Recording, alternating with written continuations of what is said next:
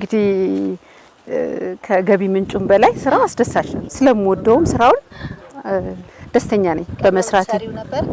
ያው ከቤተሰብ ከልጅነት ጀምሮ የመጣ ነው።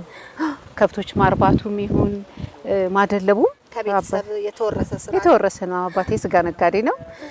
እሱ ድሮ ያደልብ ነበረ። አደልበው ነው ለገበያ ደግሞ ራሳቸው የሚያውሉት። አዎ ያደልባል፣ ለገበያ ያቀርባል፣ ያርዳል፣ ይሸጣል። በዚህ ረጅሙን አመት የኖረው በዚህ ነው።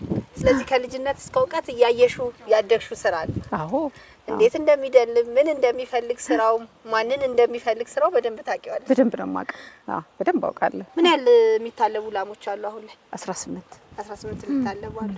በቀን ምን ያህል ሊትር ወተት ይገኛል ማለት ነው ከእያንዳንዳቸው? እንደ ሁኔታው ነው። እሱ ይሄ ነው የሚባል ቁጥር የለውም።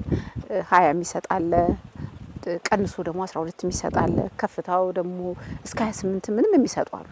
እንደ አጠቃላይ ግን እንደ እናንተ እንደ ድርጅት በቀን ውስጥ እስከ 120 ሊትር ወተት እናገኛለን። አዎ ጠዋት እስከ 120 ሊትር እናገኛለን። ጠዋትም ማታም 10 ሰዓት ይታለባሉ፣ ጠዋት ይታለባሉ። ስለዚህ አጠቃላይ ወደ 240 ይደርሳል። አዎ ይደርሳል። አሪፍ ነው።